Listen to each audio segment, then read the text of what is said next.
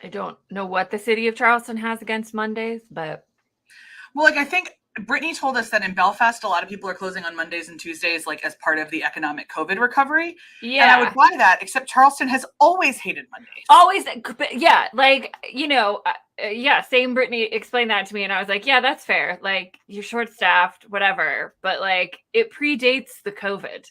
Yeah. This, like, we don't work on Mondays. And like I guess that's fine because they work the 6 other days of the week and like whatever, but like we're never there on a Saturday or Sunday.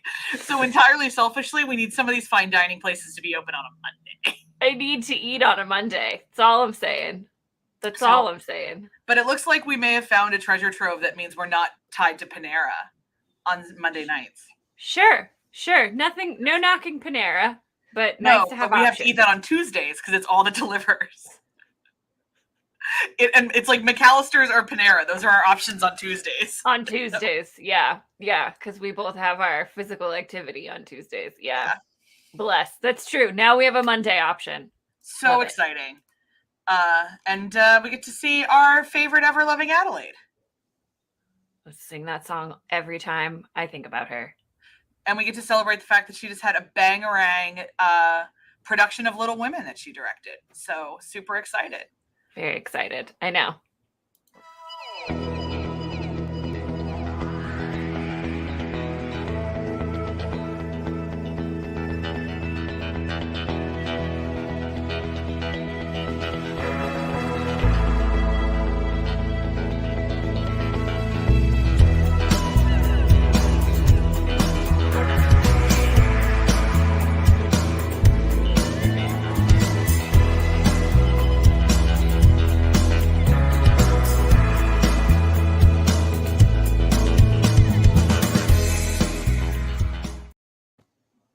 All right. Okay. Happy Tuesday, folks. Happy Tuesday. Welcome to August 23rd. Hi, replay crew. Whenever you're watching this, whether it be on a Tuesday or not. Good to see you. We're here on August 23rd. We have a short list today. I know. But there's a couple that could be very rich conversations. So tuck in. Let's do this. You're up first, my dear. I know. I saw this. I think somebody retweeted this, and I was like, "Well, this looks really cool." What is it? So, it's this fantastic public exhibition by the artist Craig Walsh, who has decided to sculpt the faces of formerly enslaved folks who aren't whose burials like aren't recognized in this cemetery in Charlotte, and so is like projecting them and sculpting them onto the trees in this cemetery, which is just about the coolest thing I've ever seen. It's called Charlotte's Descendants and pays tribute to the lives of Mecklenburg County's formerly enslaved citizens and free people of color through the 18th and 19th century. By honoring their descendants. And I just think it looks like one of the coolest things I've ever seen. It's at the Old Settlers Cemetery. And it ran from April 1st. I just realized this. It ran in April of this year, so you can't go see it. But it's a fantastic empathy exercise because we talk about all the times how people are written out of and excluded from historical record. And so to have these faces of descendants of formerly enslaved folks and free people of color to kind of say, look, we're a part of the history of this place. Even if we're not on headstones or even if we're not written in the history books, we can still find other ways of expressing that existence. And I flippin' love contemporary art installations, and this one looked baller, so I hope it starts happening other places. Yeah, I love contemporary art installations that aren't just like giant thumbtacks. Like, I mean, I've seen some weird ones. I'm sure I've seen. As an art historian, one of my favorite ones that I can still envision from a contemporary art exhibit at the museum in my hometown of Colorado Springs was this like boot, like I think it was like an appendage, like for a person who's missing a limb, so like a prosthetic leg, like from the knee down with a boot. attached to a series of rubber bands attached to the wall with a crank that like twisted the rubber bands until it got so tight that the boot started like hitting the wall, like kicking the wall and like rotating around. And then it would eventually like uncoil and start again. The one that like let me just say perhaps I'm not into modern art was when I went to MoMA in college and they had like a gym rope in the corner with a red light on it, and that was the whole piece of art. And I was like, I don't think this is for me. I don't think this is for me. I've seen some other contemporary art that is like incredible and moving. And yeah. Like, we saw that stamp thing wherever we were recently. That was so cool. Oh yeah, at the Savannah. Savannah College of Art and Design. Yeah, that was one of the coolest installations I've ever seen. Yeah, but rope yeah, hanging in a corner. I was like, this isn't for me. As the Irish would say, it's a bit notiony. It's a bit notiony. Yeah. Speaking of things that aren't for me, but unfortunately we're going to have to deal with, is a global food crisis. So this comes to us from our dear friend Dylan Ross Esquire, and who thanks, Dylan. Sent us this and said this is a really uncomfortable watch, but a really important one. And he's not wrong. It's a deep exploration. This channel that I've never heard of, which is Epic Economist, evidently has been covering this really intensely because the news isn't. And we were literally just talking about how there are so many stories on the planet right now, and almost every 24-hour news channel can only talk about Mar-a-Lago and the documents that may or may not have been found there. And I'm like, this is a great example of another conversation we could be having. Massive global food insecurity. 37% of farmers in the US are killing their own crops because they're not growing right. Or there's nowhere to sell them because the cattle doesn't need them, because people are killing their cattle. Like, this is a major issue. And we are not discussing it. So in terms of empathy, I would say there's a couple things I'd like everyone to keep in mind. Any way that we can reduce food waste is an excellent idea. Any way. Eating less red meat is also a great idea, but be aware that a lot of us are eating less red meat, and so the demand on chicken is a lot higher. So in whatever way you can cut meat entirely, animal meat, out of your diet once a week would be dead helpful to your budget and to this crisis. And then if you've got financial resources to throw around, one of our biggest recommendations is World Central Kitchen, who shows up and feeds people where food isn't readily available. So that's my soapbox on this. I mean, I could talk about it ad nauseum, but yeah, it's a lot of times our empathy exercises are just like a hey, heads up. Yeah, FYI, this is happening. And this is a major one. I'm thinking back, I think it was last year we were talking about Madagascar? They were saying it was going to be the first climate change induced famine. I think so. Yeah. And I mean, there was a lot of talk, and there has been like intermittently, about the food crises being caused by the ongoing Russian invasion into Afghanistan. Oh, Aaron, no, Ukraine. That was 1984, but yeah. That was 1984.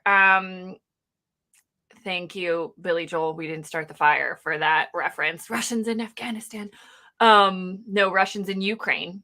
And their role in global wheat production, and especially how that wheat is necessary to the sustenance of much of the global South. So I remember that, but we're not really talking about it in the United States and in terms of the impact of climate change. We're talking a lot about climate change right now, especially with wildfires and droughts and all this jazz. But like, the knock-on effect of that is that it affects our food production pretty easily, pretty seriously. Yeah. So this is just one of those things to be aware of.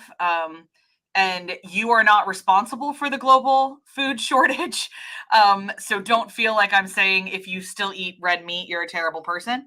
If this has moved you in any way and you would like to be active in empathy, sometimes empathy means putting feet to our brains. And one of the ways to be a responsible global citizen these days is to eat more plants.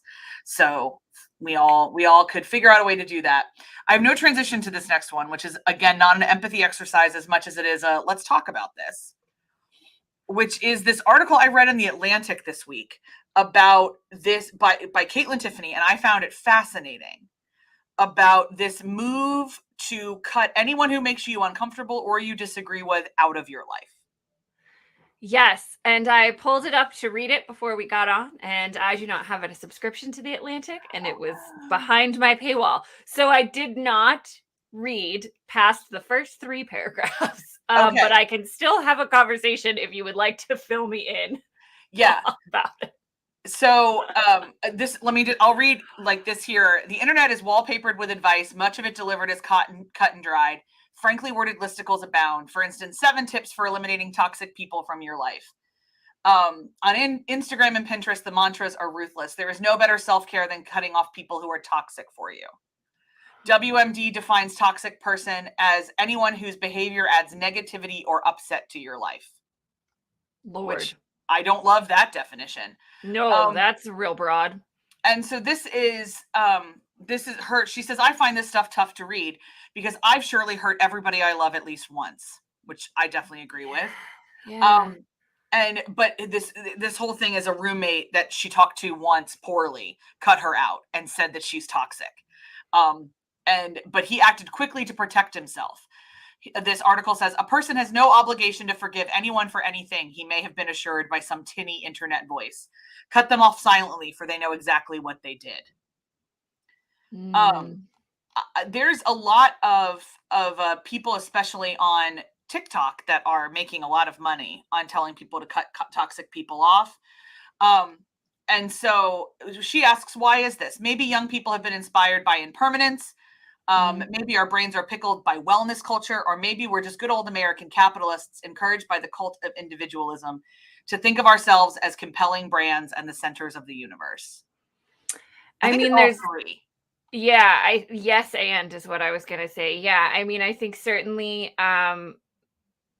wellness culture, toxic positivity, and the role that influencers on social media platforms have played in that, in commoditizing it and commodifying it, making money off of it, making it into a capitalist venture,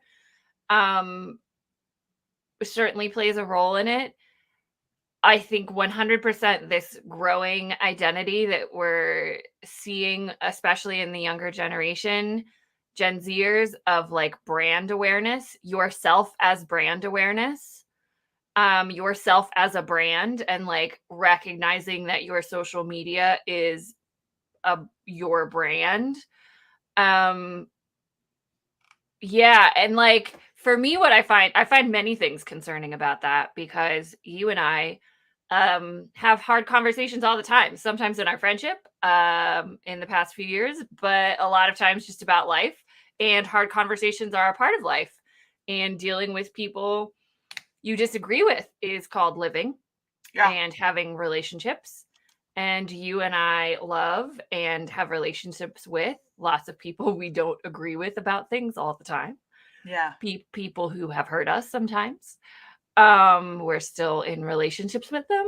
So I find it concerning that this like element of the larger cancel culture has turned into this like knee-jerk reaction to perceived toxicity, when it really is like miscommunication and differences in perspective a lot of ways. I'm not saying there aren't people that are like toxic narcissists that you should cut out of your life. Like, that's not what we're saying.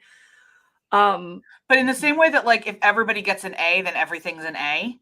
Like if we call everything toxic, then nothing is toxic. Yeah, and that's the other thing. One of my fears is this creep of the word toxic. Yeah, that was what, as soon as you were reading bits of that to me and I saw the use of it and thought about it, because obviously, you know, this is the soup that we swim in. So I see a lot of this use of like, oh, this person's toxic. Oh, you can't have this toxic relationship, blah, blah, blah.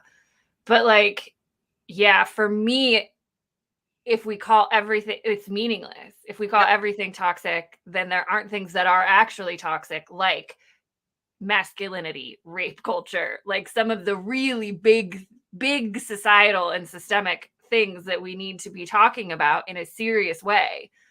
And if we make every interaction that upsets you toxic, what is toxic? I think what is toxic? to me, I'll say, like, if sometimes people ask me on podcasts about this, and I'm like, for me, it has to be a pattern. Like, you can cut people out of your life if they are endemically discount your humanity. Yeah. Like, you have the right to do that. But somebody yells at you once, somebody like votes differently than you want them to vote, somewhat, like, there's levels too. Like, I think like that's the other thing. Like, what really makes me nervous about a lot of this narrative that happens on the internet and on social media is that it's an either or. You're either in complete relationship with somebody, or they are completely gone from your life. And there is so many gradations between that, where it's like, okay, well, this person responded very poorly to that topic I just brought up. I will not bring up that topic again. Yeah, it's like there's no reason to not engage with people on, like, based on an opinion they have.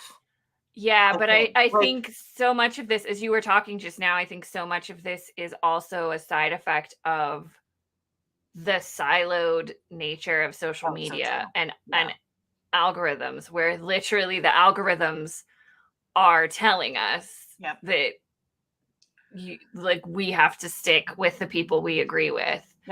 In a way that has, completely infested our body politic and our political culture, but everything else as well. And so I think that's the other aspect of this too, is that we are exposing ourselves to difference less and less and less. We are tolerating it less and less and less. And so then, we are equating somebody, who we know in our lives who went to January 6th with somebody we know in our lives who, like, doesn't recycle, or who, snapped at us the other day because they were stressed. Like, those are all different things. And to say that all of those people are toxic and all of those people are, like, it discounts any sort of empathy or compassion or understanding for human difference. And that's, to both of us, very alarming. Yeah, and I think the other thing to me, and this might come out really clumsy, so watch that someone like clips this and then comes at us for it, but this instinct to always protect yourself, always, and treat yourself the most gentle, and like treat yourself with kid gloves so much, is like this weird product of burnout becoming a buzzword to me. Like, I was talking to somebody who told me that they were in burnout. And I was like, I mean, that's entirely possible. You may be suffering from it, but everything else in your life tells me that, like, you just don't have a sense of purpose and things aren't moving fast enough for you. And that's it. Like, you're not burned out, you're bored. And those are very different things. But burnouts become a buzzword. So in order to prevent burnout, we treat ourselves, some of us, with kid gloves that don't need to be like that. And so it's, I don't know. I was just raised, and that you are rarely the number one priority in a situation. And you can take everything to extremes, but this extreme prioritization of you are the most important person in your emotions, your needs, your everything is the most important thing in this moment, makes relationships real challenging. Real hard. Yeah. Because being in relationship with other people, it's collaborative. With the planet, with like everything. It is compromising. It is negotiating. It is taking your ego down just a notch to make room for the other people that you're trying to have a relationship with. So yeah, it is, and it's a pendulum swing, right? And we've talked about American work culture all the time, and hyper individualism, and not very good necessarily at prioritizing our self-care or our own holistic wellness for the sake of working. But the pendulum swing is not to say, like, anyone who upsets you is toxic and should be gone. Because like I would argue that that's not wellness either, because you're No, it's isolating not. yourself. Like it's still Yeah, not it's self-care. not. You're It's isolating still. yourself. It, Yeah. it's not taking care of yourself. It's No. avoiding relationships. It's avoiding discomfort. Now we should say, obviously, again, we've already said this once, but we'll say it again. That we are not talking about like abusive relationships, abusive humans, no, malicious humans, relationships that are actually deeply unhealthy, manipulative, narcissistic. We are not talking about those. No. Those are relationships you should not be in for your own health and well-being. We are talking about the knee-jerk reaction that the internet encourages. Yeah. To eliminate emotional discomfort. Mm-hmm. So, yes. Yeah, lots of questions around that. Yeah, it's a doozy, and I'm alarmed. You're like your cat. You're perpetually alarmed. Karma is always alarmed. Karma is always alarmed. Constant vigilance. I tell her, constant vigilance. What is not alarming and is in fact delightful is that Star Trek continues to live up to its legacy of being groundbreaking. So you tell us what this is about, dear one. Yeah, delighted to see this. Absolutely delighted to see this. Hilariously in Forbes, but whatever. It's the link that I saw, so we're sharing it. Forbes is branching out. So this is a news report from Don Ennis at Forbes, who looks at transgender equality and other LGBT issues. That on the Strange New Worlds, which is Paramount Plus's latest Star Trek venture, they are going to have they have cast an out transgender woman actress, the Jesse James Keitel, and an episode directed by the accomplished indigenous trans director Sydney Freeland. And anybody who knows anybody who's watching Strange New Worlds loves it. I come from a super Star Trek nerd fan family, and my dad and my brother think it's phenomenal. They're doing not all of the previous Star Trek seasons or series have lived up to kind of the potential of the storytelling. But this one feels to me like it is right in the wheelhouse of what Gene Roddenberry wanted to start doing from the get-go. And I am just so excited about the fact that they're like, we're going to create the universe that we want to create. It's upset a lot of Star Trek fans, let me tell you. Not super happy about trans actors in the show. But I love the backlash from those who are still with us, that were members of the Star Trek family in terms of actors who've been like, I'm sorry, what are you talking about? This is the show that had like George, LeVar Burton play a blind man. We've had Data. We've had the first, biracial kiss ever on American television was on Star Trek. So the legacy of representation and telling stories about the scope of existence, not even humanity, because lots of alien races, but the scope of living and people and entities and stories that we can tell is Star Trek's legacy. So really excited to see this. Excited always to see Indigenous representation as well in TV, both within Indigenous storytelling and outside of it in very different places. Indigenous folks, like all categories of humans, love lots of different things, and are talented and good at lots of different things. So super excited to see it. I haven't watched a Star Trek property in quite some time. Yeah, I'm thinking Strange New Worlds is going on the list. Okay, that's exciting. I know. I've been getting that good reviews. Speaking of Strange New World, Singapore has decided to move into a Strange New World for them and continue away from their colonization laws. So they will decriminalize sex between men, which is so incredible. Yeah. It's repealing section 377A of the Penal Code, a colonial era law that criminalizes sex between men. And there is a concern that same-sex marriage is not legal in Singapore. So this isn't like an all the way thing, but under existing law, the men face up to 2 years in jail. It hasn't been enforced for decades, but the prime minister and a whole lot of other people that I read are like, but this is really like, it still exists. Like anyone could choose to enforce it whenever they wanted. So the fact the law is on the books, it means the law needs to change. So hopefully you can see here on some of the videos that are playing, the repealing of 377A has been a big activist movement for a long time. So this is really great news. Now, your move, Singapore, time to legalize same-sex marriage, and allow all love to be love, however it needs to work.